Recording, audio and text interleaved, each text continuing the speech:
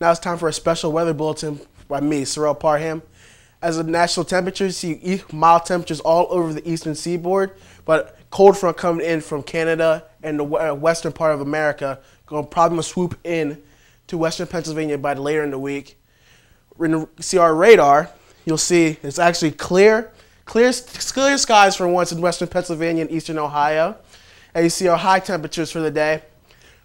It'll be 70 degrees in Youngstown, Meadville, 70 degrees in Pittsburgh, and 71 in Cleveland. So it's a pretty good day to do some activities, go outside, run around, ride a bike.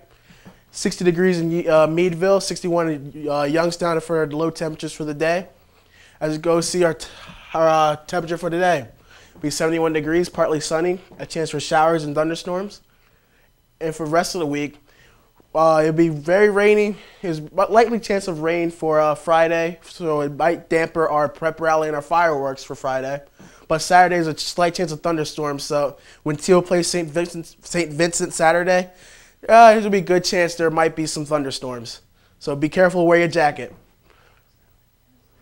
Now back to the news desk. State officials today approved Pittsburgh's plan to bolster its chronically underfunded employee pension funds, staving off a state takeover that city officials predicted will cost up to $100 million annually.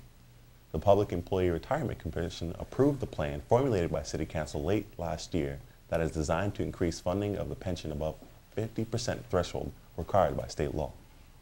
Under the plan, the city allocates $735 million in parking taxes from its general fund over a 30-year period to raise the value of the pension from an estimated $393 million to about $632 million. Many government officials opened fire with anti-aircraft guns and automatic weapons on tens of thousands of anti-government protesters, killing at least 26 and wounding dozens, medical officials and witnesses said. For months, thousands of people have been campaigning to depose Mr. Saleh, who has ruled the country since 1978. The death toll was expected to rise because some were in crucial condition.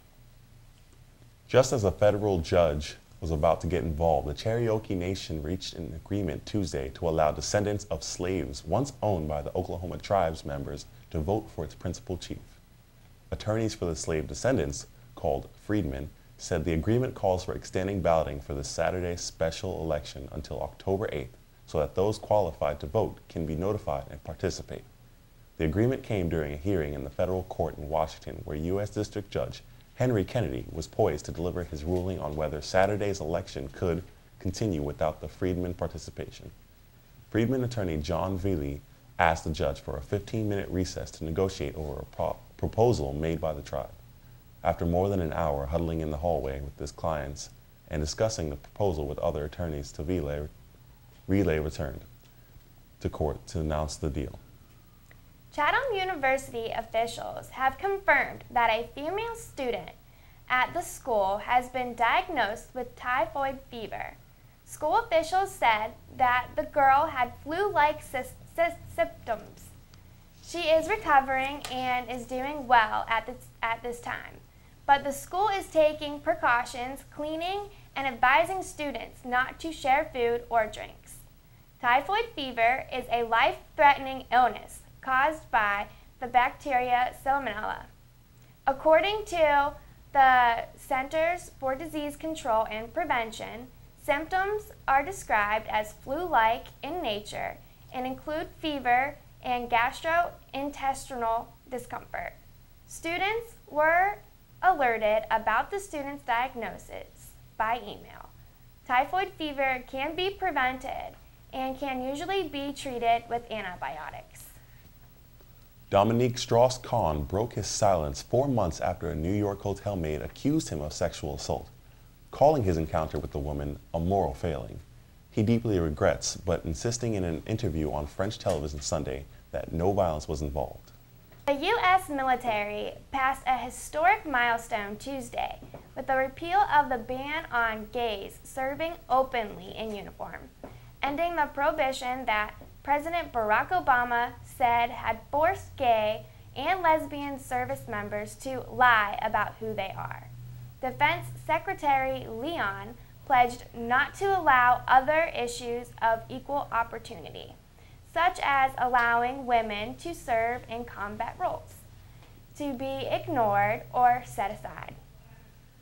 Appeal of the 18-year-old legal prohibition, commonly known as "don't ask, don't tell," under which gays can serve as long as they don't openly acknowledge their sexual orientation, took effect last Tuesday at 12:01 a.m.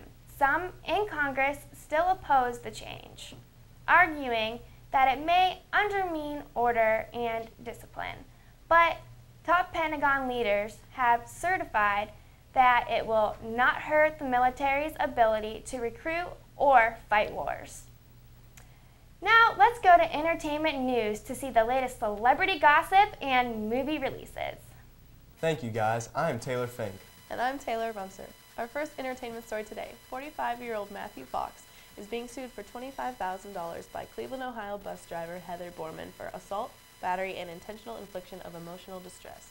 Borman claims that Fox punched her in her lady parts after she blocked Fox from boarding her party bus. The single mother of 3 is still waiting for an apology from the actor. It was a stressful week for celebrity Scarlett Johansson as she discovered that topless and nude backside photos of her hit the web.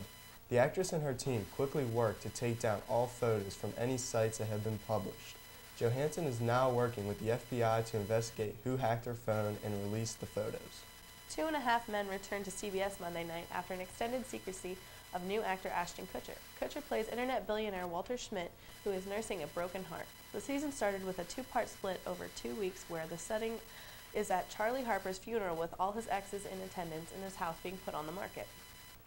Grammy-winning musician John Mayer has stopped singing temporarily. Mayer has been diagnosed with granuloma and has had canceled several concert engagements, including the iHeartRadio Music Festival and an appearance with Tony Bennett in Los Angeles. It is also said that his album Born and Raised has been delayed and won't be released until next year. Mayer admitted his recovery time is unknown. September 23rd and 24th marks the relaunch of Clear Channel's online service iHeartRadio. The 2-day music festival will take place at the MGM Grand in Las Vegas, where a star-studded display of musicians will cater to their listeners' desires.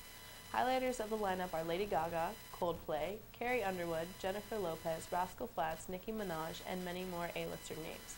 Be sure to tune in on the 23rd at 7:30 p.m.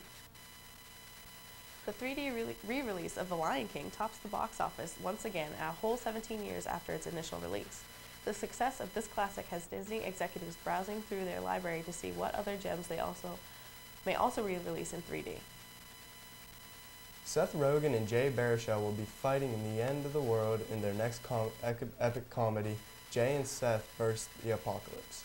The comedy duo will be joined by James Franco and Jonah Hill. All 4 of these actors will play themselves in what is rumored to be Seth Rogen's directorial debut. When there's something strange in your neighborhood, do you know who to call? This October, make sure you call your local theater to order tickets to see the return of the 1984 classic Ghostbusters. Sony has just announced that the classic starring Bill Murray and Dan Aykroyd will return to the big screen for a 25-year anniversary. Ryan Gosling explores a different kind of role in his latest action flick, Drive. Here's the latest trailer.